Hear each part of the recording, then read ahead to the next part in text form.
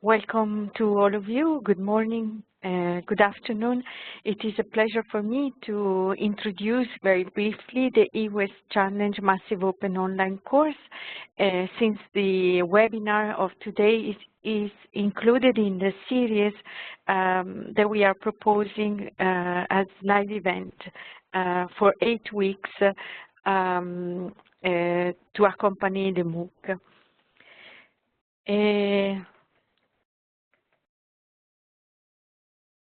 The eWaste Challenge MOOC has been produced in cooperation and in partnership by the Basel, Rotterdam and Stockholm Convention Secretariat and the EIT Climate Kick, with contributions from KU Leuven, a university in Belgium, and the World Resources Forum. A new partner just joined the MOOC, the EIT Raw Materials Kick.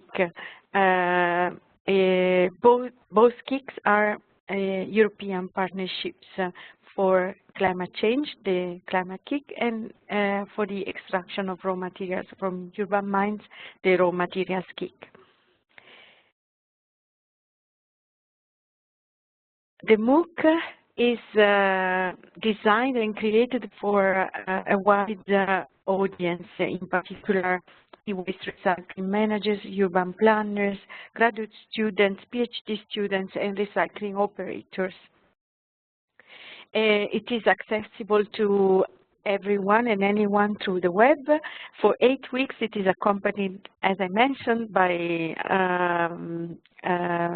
webinar sessions, live webinar sessions, where the authors of the MOOC come and interact with the learners.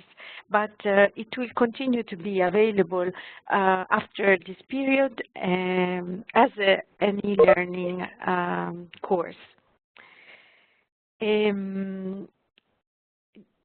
So the MOOC is designed to provide enough depth in its content, but it also contains a lot of exciting materials and links outside for those who want to read more and do more around the theme of the environmentally sound management of e-waste. So the MOOC requires to be completed about 30 to 40 hours of learning, and this learning is divided in 5 modules and in short lessons, which are called nuggets. The learners are free to complete the MOOC at their own time, or to choose materials or a specific pathway in order to complete the course. The learning is activity-based, and it is designed to support the main challenge, which is a project that needs to be submitted at the end of the course.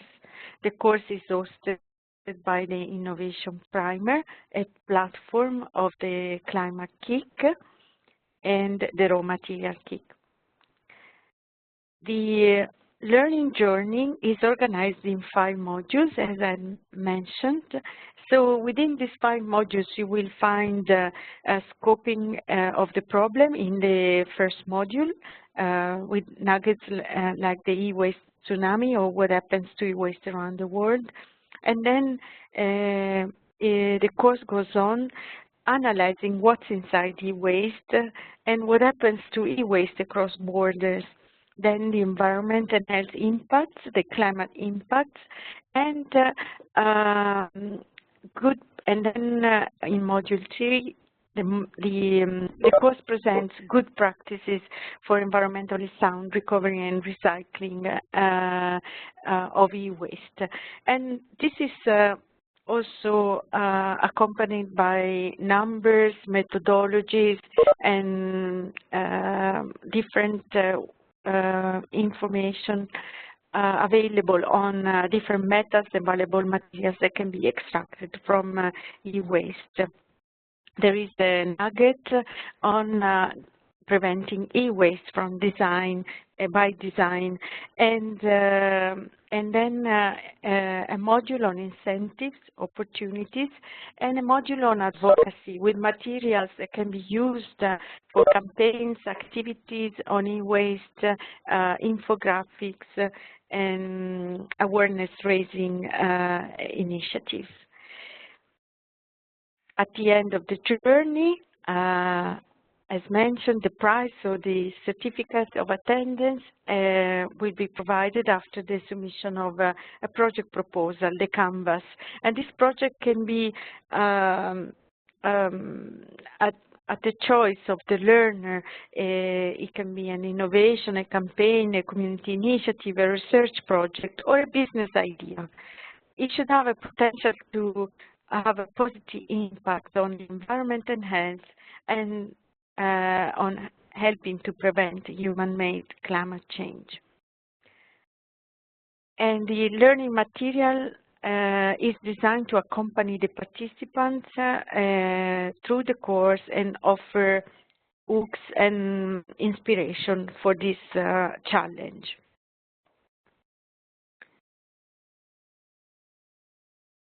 The MOOC includes forums and groups to create a social community. And here you will find the link to the MOOC and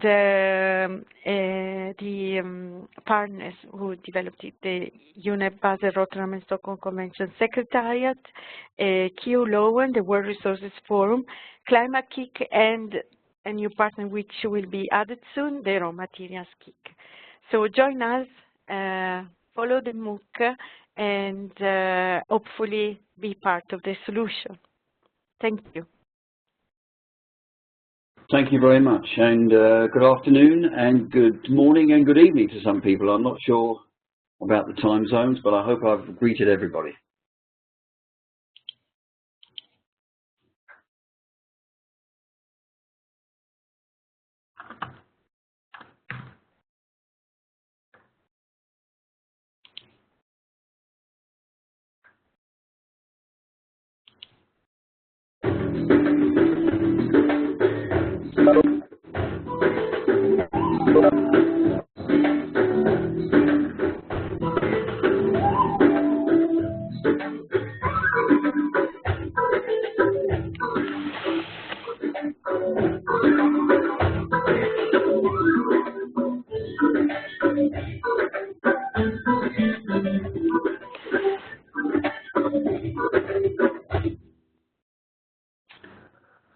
Today, I'm going to discuss with you and present some examples of practical and viable options for the environmentally sound management of used lead-acid batteries.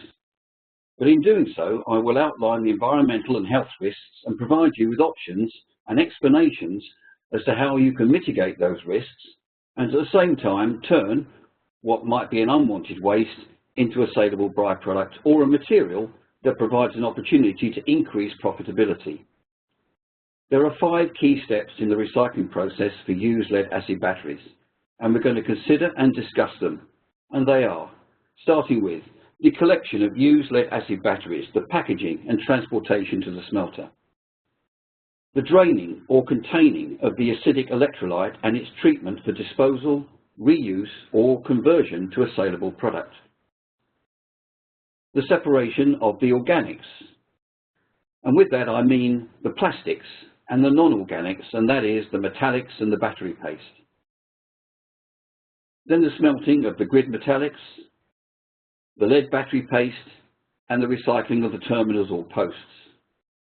And finally, the refining of the lead bullion to make it ready for sale.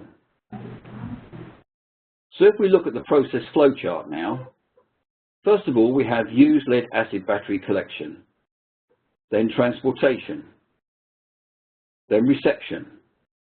Then we break the used batteries to separate the plastic, acidic and metallic components.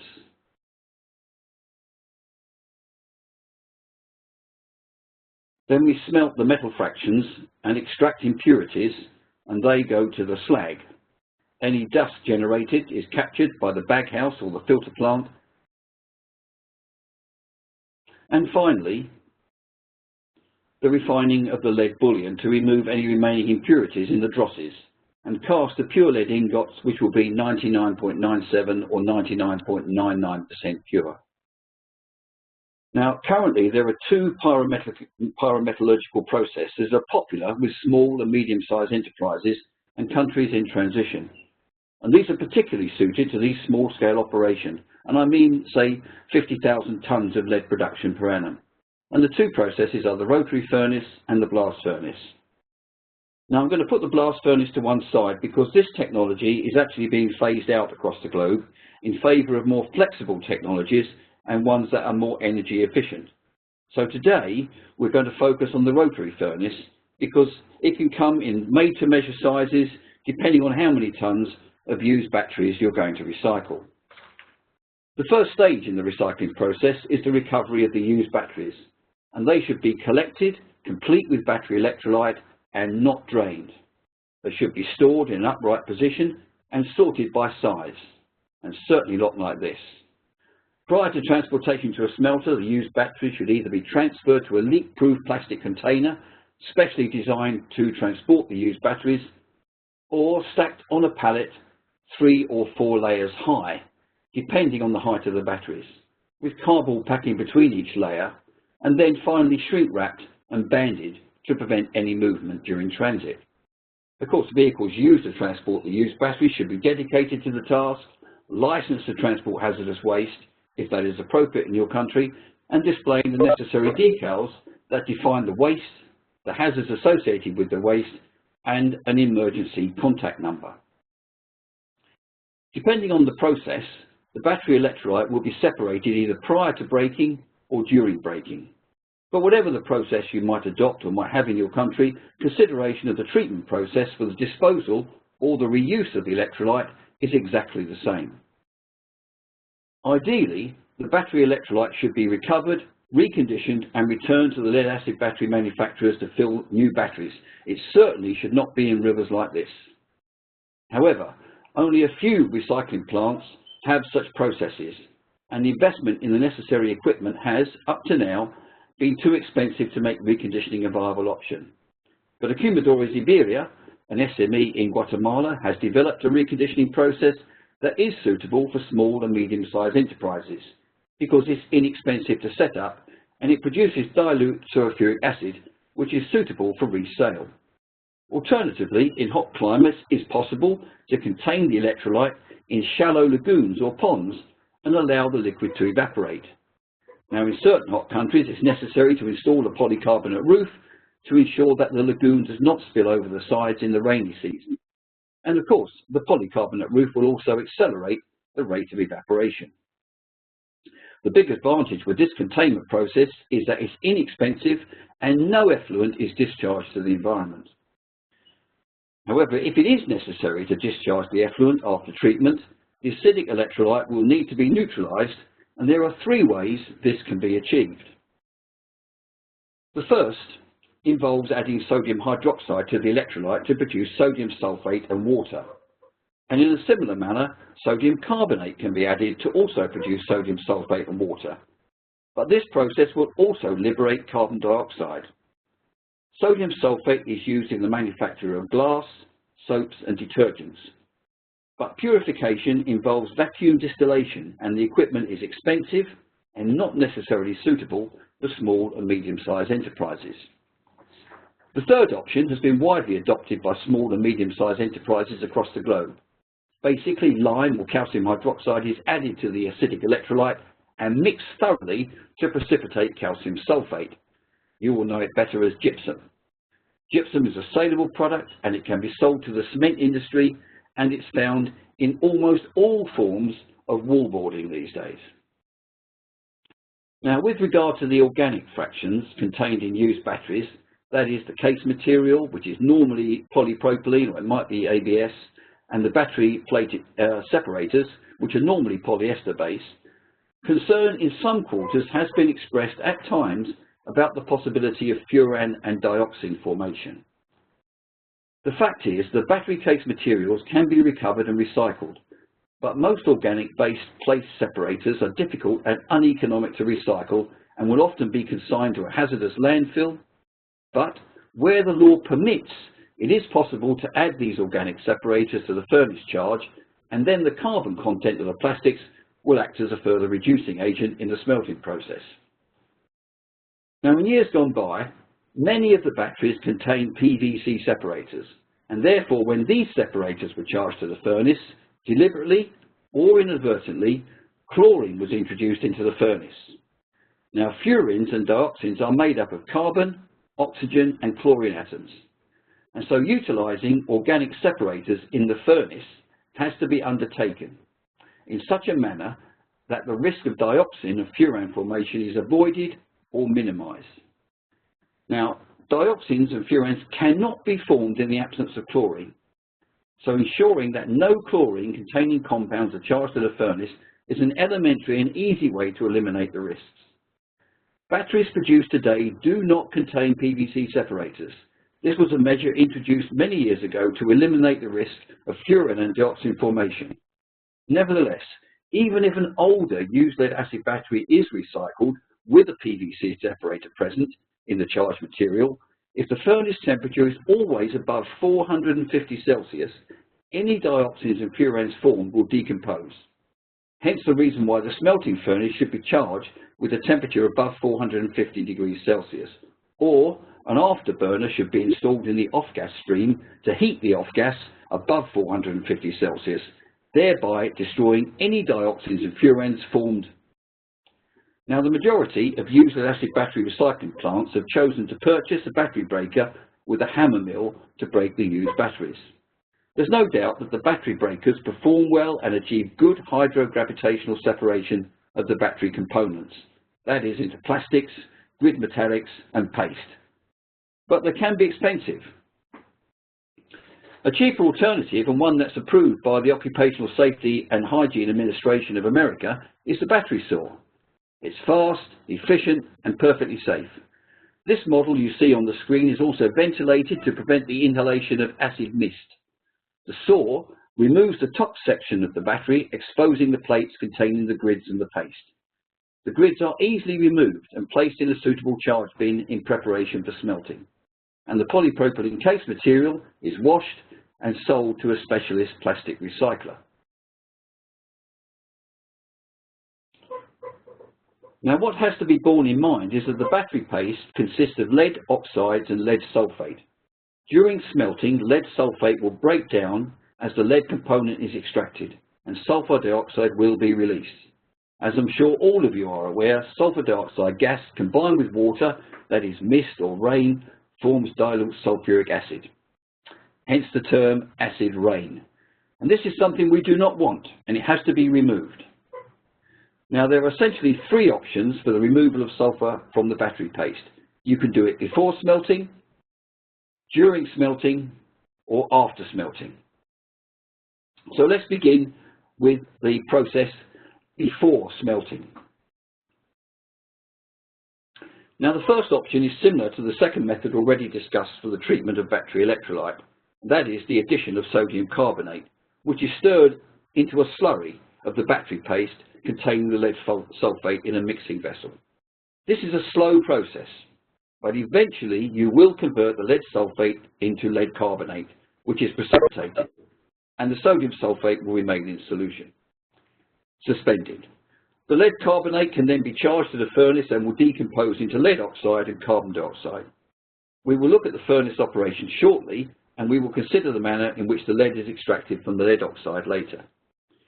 Now, there's one further use of sodium sulfate that was not listed earlier, and that's in the paper industry, because in 1883, Karl Dahl invented the Kraft process for paper making. Now, Kraft in the German language means strength or stronger, and what Karl found out was that by adding sodium sulfate to the paper pulp mix, the paper was strengthened considerably. So if you have a paper industry in your country, there is another outlet for the sodium sulfate. Option 2 involves mixing ammonium carbonate with the lead paste so that it reacts with the lead sulfate to form lead carbonate and ammonium sulfate. Now, ammonium sulfate is a fertilizer and it's a rich source of nitrogen. Now, what could be better from the environmental perspective than to turn a hazardous waste into a fertilizer? Now, I should add that this process was developed and is now marketed by Engitech of Italy. I will return to desulfurization later when we consider smelting. Now we'll now consider the smelting operation. Now for anyone who might not be familiar with a rotary furnace, you'll see one on your screen now. It's not easy to see the burner or the inside of the furnace because it's completely enclosed with ventilation hoods. However, we can have a look at this schematic. The furnace comprises of a steel drum that's lined with refractories to protect the metal drum during the smelting operation. The burner can be fired using reclaimed oil or gas or a mixture of either fuel and oxygen, and it can be mounted in the door or at the rear of the furnace. The tap holes can be located in the centre of the drum, or as we shall see in a moment, at the front of the furnace. Now, we're going to look now at the lead bullion being tapped from a centre tapping furnace. So this is the configuration and location of the tap holes in the centre. And this is a typical furnace operation for a centre tapping furnace. Everything's enclosed. This was filmed through a polycarbonate door. So this is a configuration for a furnace with front tapping holes, and this is a typical operation. You'll see the metal coming out of the furnace and it's going to the kettle on the right. Now personally, I prefer to see the burner mounted at the rear of the furnace because it's much more energy efficient. As we see in this diagram, the heat from the burner has to pass twice through the furnace before it escapes combustion flue. Now a third method of tapping the rotary furnace is through the front door, the front loading port, by tilting the furnace drum from the rear.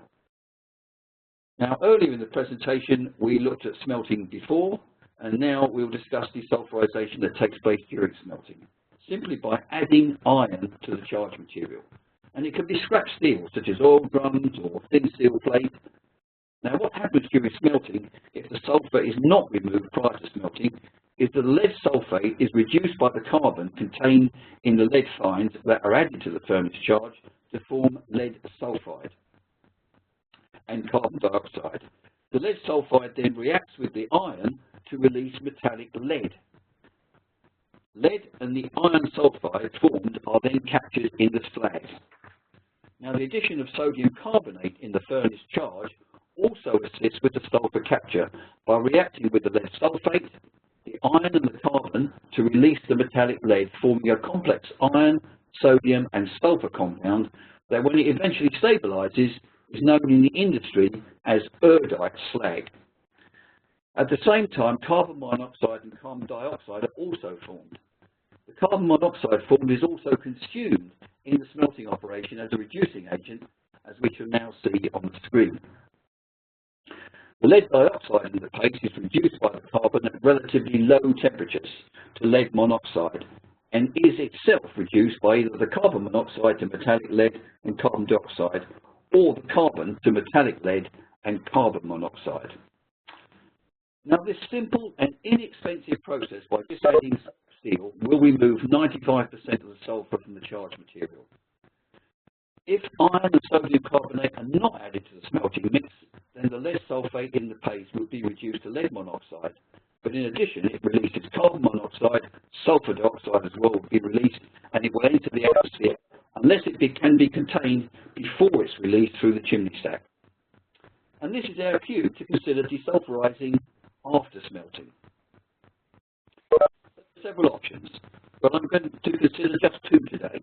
Both options require the use of a scrubbing tower, and for anyone unfamiliar with a scrubbing tower, it's essentially a tall steel vessel that has a solution of either sodium carbonate or calcium carbonate sprayed into the chamber from the top of the vessel. The alkaline solution passes over thousands of plastic fillers or spacers that effectively increase the surface area of the liquid, thereby enabling more opportunities for contact between the furnace off gas entering the tower at the base and the alkaline solution. The reactions are typically the absorption of sulfur dioxide for either the calcium sulfate or sodium sulfate options, and the liberation of carbon dioxide gas. The calcium and sodium sulfates will be in solution, but the salts can be recovered in a manner similar to that described earlier to produce saleable products. A well-managed scrubbing tower will remove 99% of the sulfur dioxide contained in the off-gas. Increasingly, over the past decade, I've seen more and more operations choosing 2 of the 3 options to ensure that the stack emissions are free of sulfur dioxide. And here we see a very nice scrubbing tower, which is at the Gravita plant in Tema in Ghana. Now, you're no doubt all sitting there wondering which method of desulfurization to select. Well, look at the first 2, that is before and during smelting, would be my recommendation, starting with the addition of iron to the furnace charge as soon as possible. Then move to the desulfurization prior to smelting. And I recommend this because when you complete the desulfurization stage, you can test the charged material for sulfates. And if the level is too high, you can reprocess the material again. But if you rely on the scrubbing tower alone and it's not working properly, then there's little you can do and sulfur dioxide will enter the atmosphere. Now let's consider ventilation, and I cannot emphasize enough how important this aspect of plant management and occupational health is. Earlier, I described to you and showed you a photograph of a tilting rotary furnace, and now you can see one being tapped. And I want you to know in particular that any of the fume that's discharged from the furnace or the dust generated during the tapping operation is captured by the ventilation hood. Typically, on a front tapping furnace, we would see the hygiene ventilation hooding on the front of the drum and the combustion ventilation at the rear of the drum. And we can see this typical operation in the furnace in Costa Rica. However, for rotary furnaces with center tapping holes, it's so difficult to capture all the fume and the dust generated during tap. Because the emissions tend to creep around the drum and escape capture, the only effective solution is to box the whole furnace and ventilate the whole box.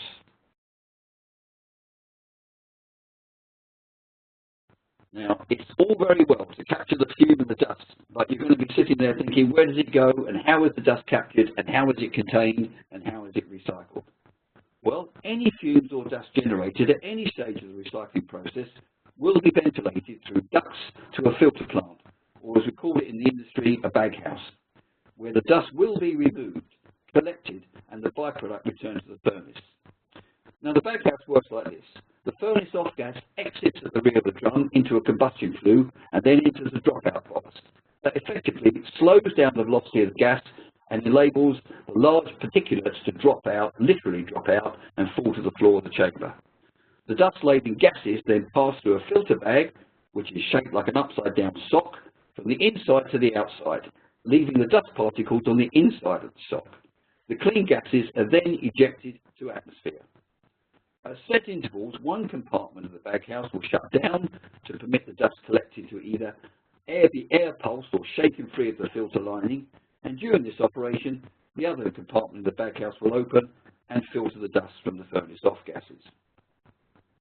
The dust are ejected from the baghouse through a non-returnable valve into a collection drum, and the material returns to the furnace to recover the lead.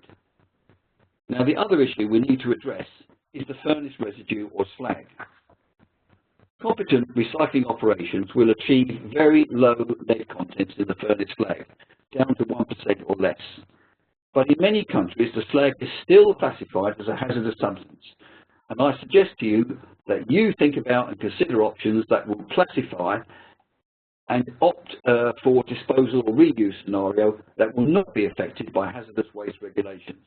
For example, here we see in Colombia, they're working on a project to produce high-end decorative ceramic bricks that pass the construction industry standards for lead content and leaching. In Indonesia, we've got a very good example where one company is already producing decorative hexagonal paving slags on a commercial scale from a formulation that includes approximately 15% of lead slag from the furnace in their mix. The paving slabs comply with building regulations, they're very stable, and they will not leach. Before we leave the smelter, it's also important to emphasize that you must keep the workplace clean, tidy, dust and debris free, and importantly, keep it damped down. In this way, you reduce the risk of lead dust in the workplace. However, I would also recommend the following guidelines to minimise the risks associated with occupational lead exposure. Always wear the correct personal protective equipment prescribed for the job. Ventilate all the control rooms with high efficiency filtered air and maintain a positive pressure to ensure that dust does not enter the room as staff enter and leave the controlled area. Clean work clothes should be worn every day and every shift. Every worker employed in the smelting area must shower before leaving the plant at the end of the day or shift. And a clean canteen, which is under positive, high-efficiency filtered air, should be provided. And it's essential to wear, in a lead smelter, your mask, your goggles, and your hat. If you're providing dust masks and not neoprene respirators, then choose masks with exhaust vent valves because they will reduce condensation problems. Wet masks do not filter.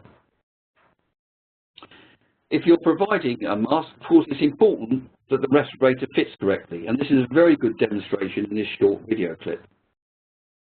Although the neoprene respirators and the dust masks will suffice for the vast majority of tasks in the smelter, there are certain jobs that require a higher level of personal protection, namely working in the baghouse for whatever reason. Now, when working in the baghouse, wear a full face mask and a coverall. But most important of all is that when an operator or fitter has finished his job in these areas, they must shower and remove any dust before they remove their protective equipment. Now, more and more furnace tapping operations are becoming remotely controlled. But where it is necessary to tap the furnace manually, full personal protection must be worn that protects against heat, molten metal splashes, and of course they must wear a full face visor and leather gloves. It almost goes without saying that having committed to supplying the appropriate personal protective equipment and clean work clothes, adequate laundry provisions must be made, whether that's on-site or off-site. And the changing rooms used must be kept clean and free of any dust. The clean and the plant sides of the changing room should be segregated so that work clothing and clean clothes worn to go home are not mixed at all with the operator's clothes at work. Likewise, the showers should be subject to regular cleaning and always supplied with that magic ingredient, soap. All works clothing should stay at the plant, and operators should only wear their own clean clothes when they leave the work to return home. And finally, I want to say here is a very good example from Guatemala of a clean, air-conditioned canteen where the workers can enjoy their meals without less risk of lead ingestion. Thank you very much indeed. I hand the floor back to the Secretary.